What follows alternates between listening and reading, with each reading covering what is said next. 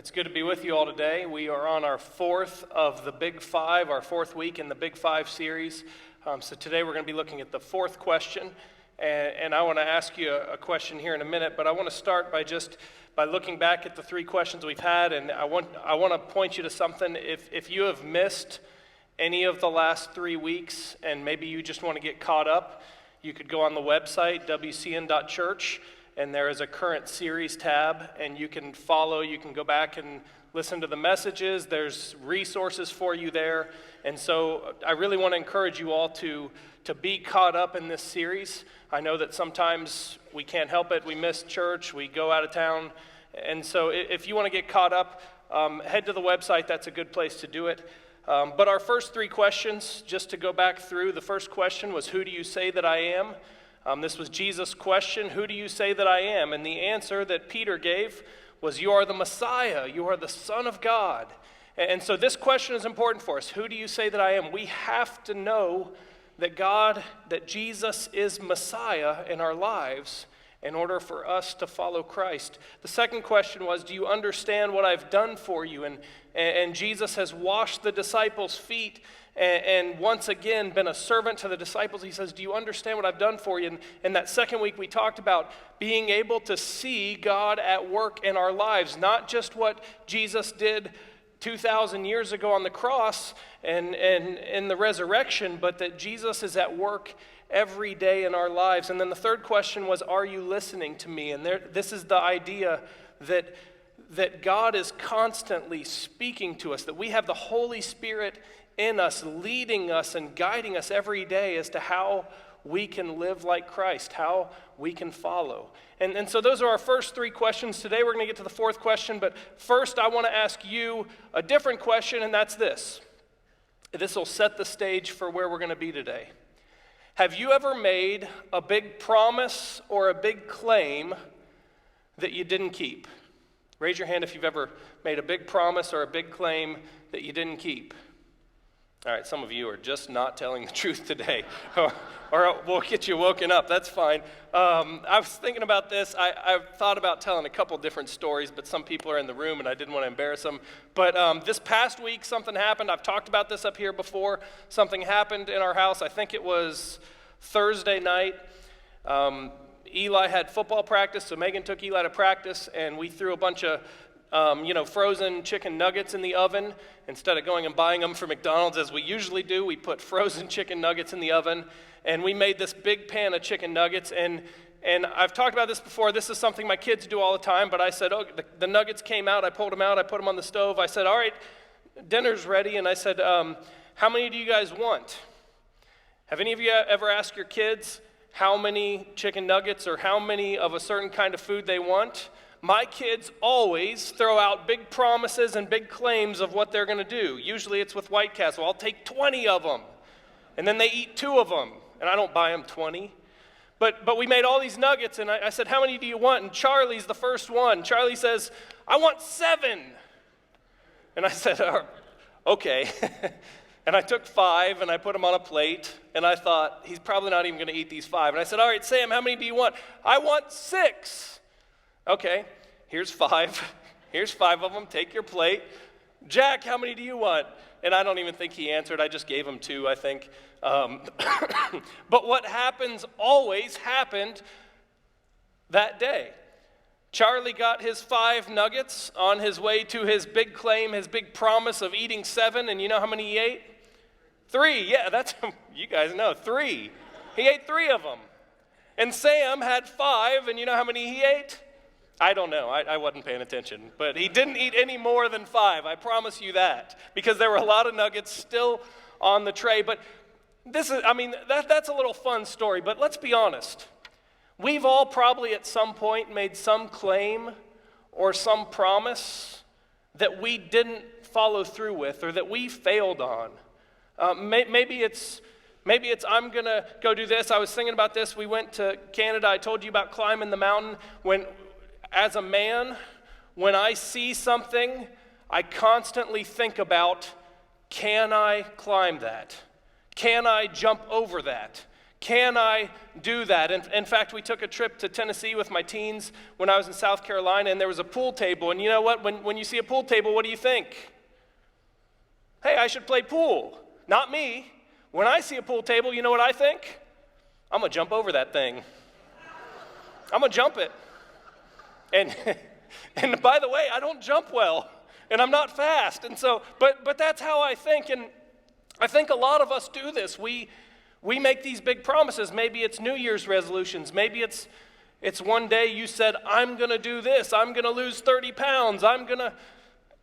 And you make these big promises that maybe you don't keep. Well, as we find our way to the fourth question, I want us to understand, I think that thought of a big promise, a big thing that we just failed on, kind of sets the stage for this question, for the context of what we're going to see today. See, all three of the first questions were questions that Jesus asked the disciples. And all three of those questions, when Jesus asked the disciples the questions, who piped up and answered? Peter. See, Peter was the guy that was always in the middle of everything. He was always the one that was bold, that was making the big promises and the big claims. Do any of you know that guy? The Peter, the guy that's always in the middle of everything and always are any of you that guy or that girl? Yeah, yes you are. Actually the story was about you, Adam, but I'm not going to tell it. I'll tell you later. If you want to hear a story about Adam that's really funny, making a promise that he couldn't keep, find me later. I digress. But anyway, the first question Jesus asked, who do you say that I am? Peter says, you're the Messiah. You're the Son of the living God. Peter gets it right. He's the first one. That's great. The second question, do you understand what I've done for you? He's washed his feet. And Peter is the first one to say, no, I don't want you washing my feet. You're Jesus. You're the Messiah. I told you that. And Jesus says, unless I wash your feet, you have no place with me. And so Peter, as usual, well, then wash all of me. Come on, give me all of it. Let me have it. And so Peter's always the one stepping up. The third question comes on the mountain when Jesus is transfigured. And Peter, of course, pipes up and says, hey, I can build you shelters. Let me take care of this. Peter's always the one that's bold, that's making these big claims. And that kind of sets us up for this fourth question. And I think the good news is this. When I ask you, have you ever made a promise that you couldn't keep? Have you ever failed to follow through? Have you ever said that you could eat 7 chicken nuggets and only ate 5? That's a really silly example, but if you've ever done that, I think that you're in a perfect place to hear the question that Peter heard in this time. And so that fourth question is this: do you love me? And then the response, not from Peter, but Jesus' response, after Peter responds and says, yes, I love you, the response from Jesus is, feed my sheep. That's our fourth question. Do you love me? Then feed my sheep. Now that seems like a simple question. That seems really easy. But I want you to understand that this context, the context of this question is so loaded. It's so huge. Like I said, the first 3 questions were asked to the disciples, and Peter just jumped out and answered them. This question was specifically asked to Peter. And the context of, I want you to put yourself in this place. It might be hard to, but I want you to put yourself in this place. See, at this point, Jesus has returned. He's gone to the cross. He's died. He's resurrected. He's shown himself to the disciples. And he's come back. And at this point, Jesus has been with the disciples. And he tells them, go to Galilee. And so they go to Galilee. And while they're in Galilee, Peter says, hey, let's go fishing. Now, I want to tell you, in today's message, I did a lot of studying for this, and there's a lot of different beliefs and opinions about why Peter did certain things and what certain words mean. I'm going to do my best to give you the most accurate picture. But the disciples see Jesus, they go to Galilee, and while they're in Galilee, Peter says, I'm going to go fishing. Now, some people believe that that act of Peter to go fishing was really an act of turning away from his faith. I'm going to go back to what I used to do. I'm going to go fish because that's what we used to do. We were fishermen before Jesus came along.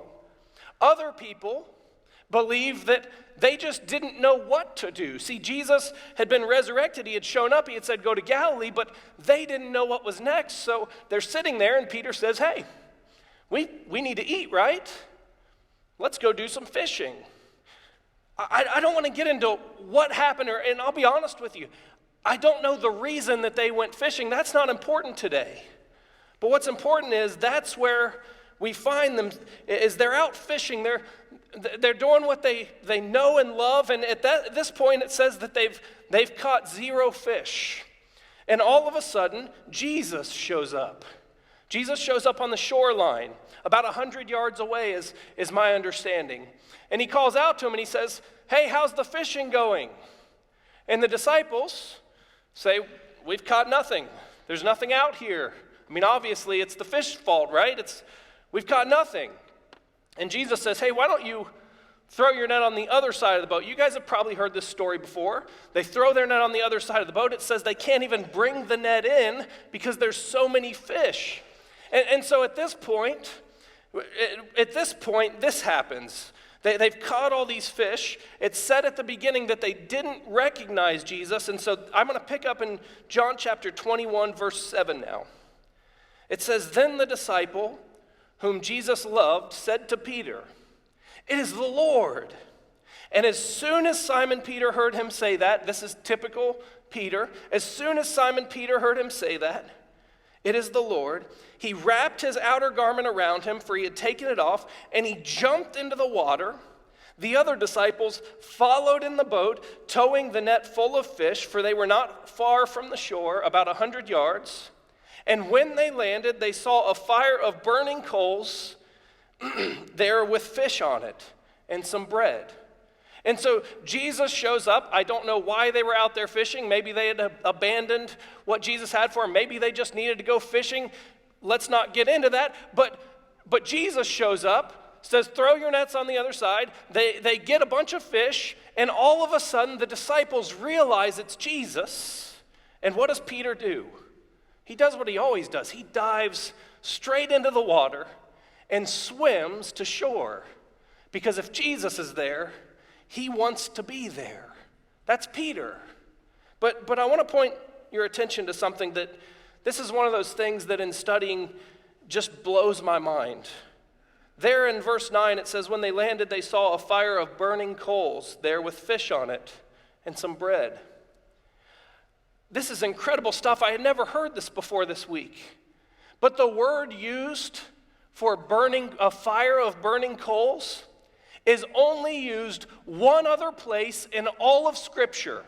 Do you know where that word is used? It's used on the night that Peter denies knowing Jesus 3 times. You know where Peter denies knowing Jesus? You know where he epically fails on his promise of dying for Jesus?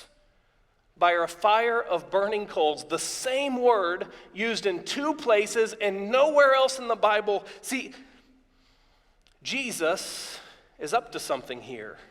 I don't think this is a coincidence. And so we have this encounter where the disciples are out fishing and Jesus shows up and Peter realizes, and he dives in and he swims and there is Jesus around a fire with burning coals. Now whether Peter realized that or not at the moment, we don't know. But Jesus is up to something. And this idea of burning coals would call our attention back. I don't know if it called Peter's attention back to the place of his biggest failure, his biggest promise he made to Jesus that he didn't keep. So this is a significant setting, and we pick it up in verse 15. When they had finished eating, Jesus said to Simon Peter, Simon, son of John, do you love me more than these? Yes, Lord, he said. You know that I love you. And Jesus said, feed my lambs. Again, Jesus said, Simon, son of John, "Do you love me?" He answered, "Yes, Lord. You know that I love you." And Jesus said, "Take care of my sheep." And a third time he said to him, "Simon, son of John, do you love me?" It says Peter was hurt because Jesus had asked him the third time, "Do you love me?" And he said, "Lord, you know all things. You know that I love you." And Jesus said, "Feed my sheep." So I ask you the question, have you ever made a huge promise that you totally failed on? The truth is, Peter had made some huge promises about his love for Jesus, his devotion to Jesus, and he had totally failed. Because not too long before this, when he was with Jesus, he made a claim like this: "Jesus, I would die for you. Even if all these other people fall away, I will die for you. I will do anything for you." And then, at a fire of burning coals, 3 times Peter denies Jesus. He fails big time. And so at this fire of burning coals, Jesus asks him how many times? 3 times. "Do you love me?" Are you picking up on some symbolism here? Jesus has basically taken Peter back to the place of his biggest failure. He's taken him back to the biggest failure in his life, this big promise that he made that he couldn't follow through on. And Jesus asked him 3 times, "Do you love me? Feed my sheep." It says that last time that Peter is hurt. Now, I'm assuming that Peter is hurt because he knows very well that he betrayed Jesus, or he denied Jesus 3 times. And here Jesus is asking him 3 times if he loves him. And Peter is hurt because he knows that he's failed. He knows that he's blown it. And it almost seems like Jesus is rubbing it in. But I got good news. That's not what Jesus was doing here. Jesus did take Peter back to the place of his biggest failure. He did ask him 3 times, "Do you love me?" But Jesus was up to something so much bigger than just making Peter feel bad or making him look bad. Jesus was up to something. So he asks, "Do you love me?" And each time he asks, "Do you love me?" Peter says, "You know that I love you, Lord. You know that I love you." So I want to draw us back, because see, before, when Peter would say, "I love you, Jesus, I'll do anything for you, I would die for you," he was making these big promises and these big claims that were based on his ability, his love, his strength. And so Peter, who was always the guy that was in the middle of everything, Peter had this kind of heroic view of his love. Have any of you ever just felt like you could conquer the world for something and had that confidence that you could do anything?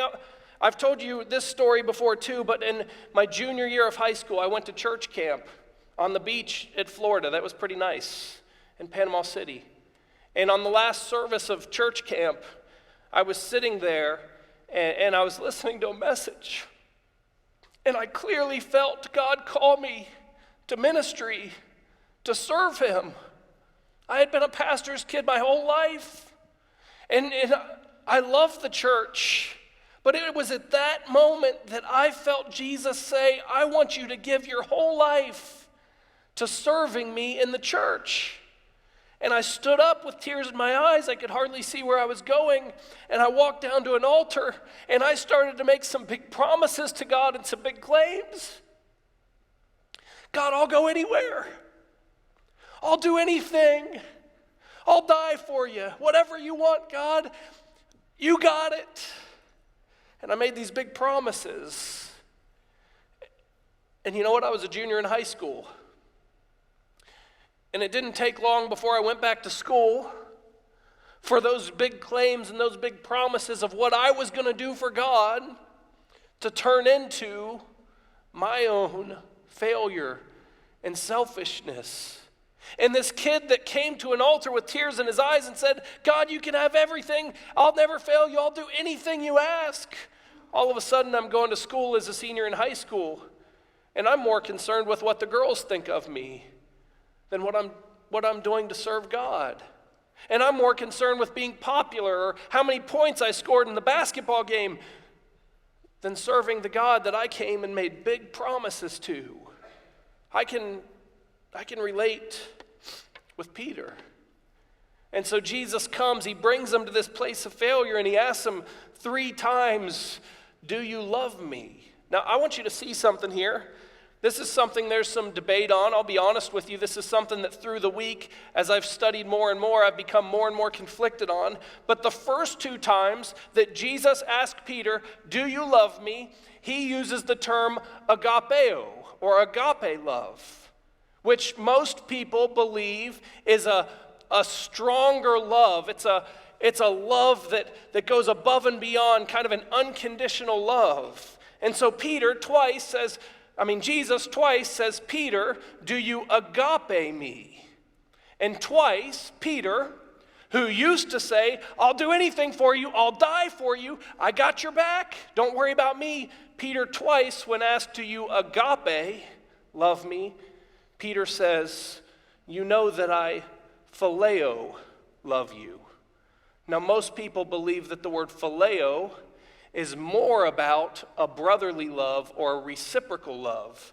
Not an unconditional, perfect love, but a love that I do in response to what God's done for me.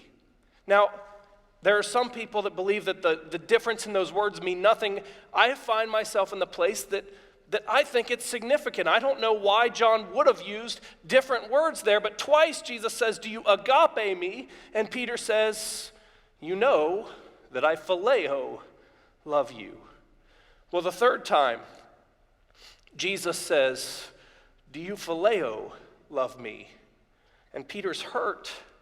And he says, you know all things, and you know that I phileo love you. Listen, I'm not telling you 100% gospel truth that these words have those exact meanings, but I can tell you that what's going on here is Peter had made some big promises in the past. Peter had a pretty big view of his love and his ability and what he was going to do for God. And Peter had completely failed to deliver on the promises that he had made. And at this point, I have to think it's significant that when Jesus says, do you agape love me? Peter says, you know that I phileo love you. See, something's changed here. Whether the words mean something different or not, what we see here is a change in who Peter is and the way that he responds to Jesus. He doesn't jump up and say, yes, Jesus, I'll do anything, I'll die for you. Peter knows that he's failed. And he says, Lord, you know that I love you, that I phileo love you. There's been a change in Peter. His demeanor has changed. And so Peter realizes that the best love he can give is a love not based on his own power, but in the perfect love that comes from Christ. His love is a response to God's love. What has happened here is big old mighty Peter, who said, I will do anything, I can do anything for you, Lord, has come to the place that he said, I love you, Lord. You've done so much for me. Yes, I love you. Do you see the difference here? There's a clear change in bravado and arrogance that Peter displayed because he knows that he's failed. So that first year, I went to church camp and I said, God, I'll do anything. I'll do anything for you. And about a year later, I was sitting in a district assembly of all places, as an 18-year-old. And I was sitting towards the back, as I usually like to do. And I was clowning around, and I was just thinking about all the other things. I was probably hanging out with my friends. And all of a sudden, it was like God got my attention again and said, hey, remember a year ago when you promised me everything? What are you doing? What are you doing? Why are you spending so much time worrying about who likes you and who doesn't like you? Why are you so consumed with your reputation and how many points you score in a basketball game? Do you love me? Will you follow me? And a year later, I had this moment where I said, yes, Lord. I didn't say I'm going to go conquer the world for you. I didn't say I'm going to do everything. I said, yes, Lord, I will be obedient to you. And if I'm being really honest with you today, I'm still learning. I am still learning to love and trust God and not to do it all in my own power. Because there are days that I think, oh man, if I could just be successful. Oh man, if I just preach the best sermons, maybe I write a good book, maybe our church grows, we become a mega church. Woo! I'm still learning that this isn't about my ability. This isn't about my power. This is about God's love and God's grace for me. See, it's not about me being a hero. It's about me being a servant. And so through this whole process, sure, it seems like Jesus is bringing Peter to a tough place, and it seems like he's bringing up a difficult past, and he is, but the truth is Jesus is doing something so much bigger than that. Jesus is once again calling Peter to give his life. This passage is called the reinstatement of Peter. Jesus had said, on this rock I will build my church. Peter and the others, as we talked about the first week, Jesus hadn't given up on Peter. And I'm really thankful that after I've failed time and again to deliver on the promises that I've made, that Jesus hasn't given up on me. And so there's a process going on here.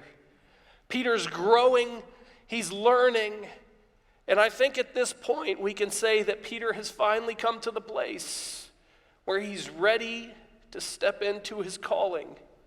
And Jesus says, feed my sheep. Jesus doesn't say, go conquer the world. Jesus doesn't say, go become famous. Jesus doesn't say any of that. Jesus says, do you love me? Okay, feed my sheep. Jesus says that the best way that Peter can show his love is to give himself in service to God's sheep. See, before he was going to be a hero, he wasn't going to let anything get in the way of Jesus. And Jesus says, no, if you love me, just be obedient. Just feed my sheep. Just serve. You don't have to be a hero, but if you love me, feed my sheep. See, the truth is it's not about our power or our ability, and that's really good news for people like me. It's not about what I can do. It's about loving God and feeding God's sheep, being obedient in the little things, being obedient every day to care for those around us. So I want to take us then to verse 18, because I want you to see Jesus then talks about the result of what's happening here. In verse 18 he says, very truly I tell you, when you were younger, you dressed yourself and you went where you wanted. But when you are old, you will stretch out your hands, and someone else will dress you and lead you where you do not want to go. Jesus said this to indicate the kind of death by which Peter would glorify God. And then he said, follow me. This is pretty heavy stuff, but this is huge. Something huge happens here. Because Peter was the guy who said, I'll do anything. I'll die for you, Lord. And then you know what Peter did? He failed miserably. Now Peter's come to the place where he says, Lord, I love you. I'll be obedient. And Jesus says, feed my sheep. And then he goes on to say this, when you were young, you used to do whatever you want. And that takes me back to that year, my senior year, where I did whatever I wanted and I cared about what I cared about.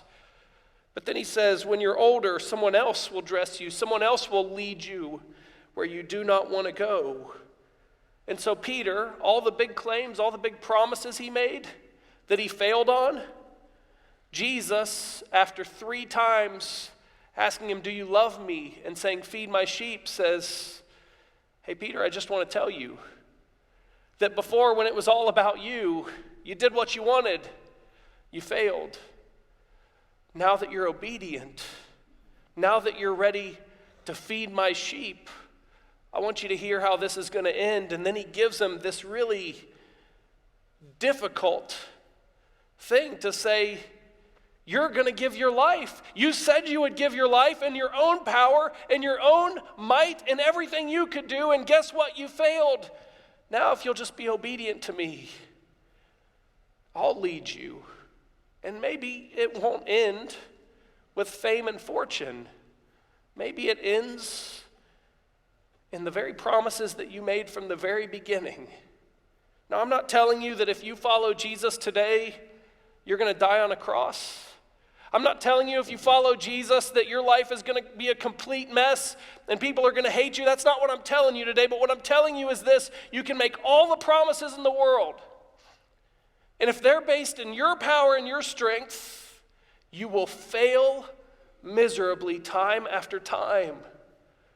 But when you're obedient to Jesus, when you're reliant on Jesus' power, when you're reliant on the Holy Spirit, you can do things that are greater than you could ever have done on your own.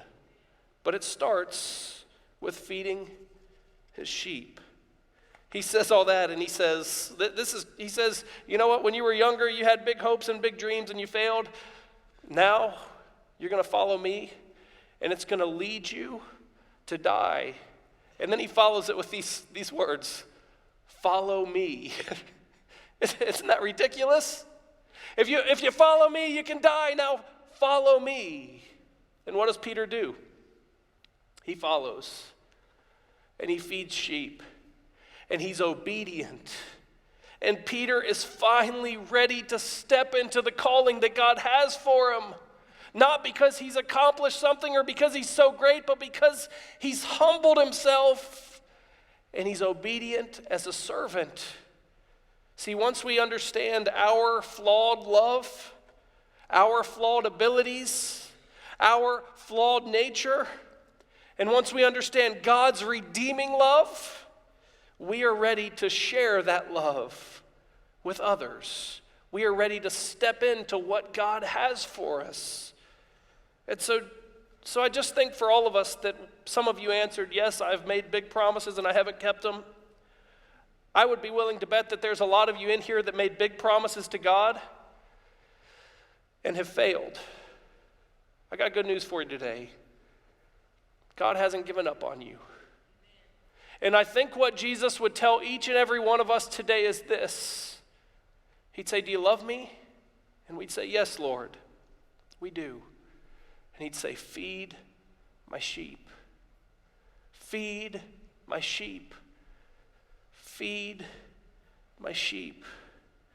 The best way we can serve God is not by being heroes, not by conquering the world. The best way we can serve God is by loving God through loving and feeding and caring for others. So the last thing I want to get at, the band's going to come up. We're going to close our service with a time of communion. But the last thing I want to impress on you is this. A lot of times we think this feed my sheep is about just going out and giving people food, or maybe it's clothing people, and I think that's true. But sometimes we think feed my sheep is about making other people perfect for Jesus. Making sure that everybody knows Jesus and has this perfect relationship. But I think feed my sheep had a different meaning for Peter. And this is why. Because Peter had totally failed. He had totally failed at what he promised to do. And you know how Jesus cared for him? Even after he denied him 3 times, you know what Jesus did? Jesus went to a cross for him. Jesus died and gave everything, rose again, and then calls him into service to do what he's been calling him to do all along. You know what I think? I think feeding my sheep is about clothing and feeding and caring for our neighbor. But you know what I think feeding my sheep is about being graceful and redeeming to others. Looking at others the way that Jesus looks at us. And when God has changed your life and when you failed, you're ready to be graceful and loving and redeeming to others. And so ushers are going to come and we're going to take communion together. And as you receive these elements, I just want you to do a simple thing. I want you to think about where Peter was on that night when he stood by the burning coals. I want you to think about those questions that Jesus asked Peter. And he must have felt so much failure. And he must have felt so bad because he made these promises, but he didn't keep them. I want you to think about the fact that Jesus still died for you. Even though you're not perfect, even though you blow it. As you receive those elements, I want you to think about that. I want you to think about what Jesus has done for you. And then we'll take the elements and respond.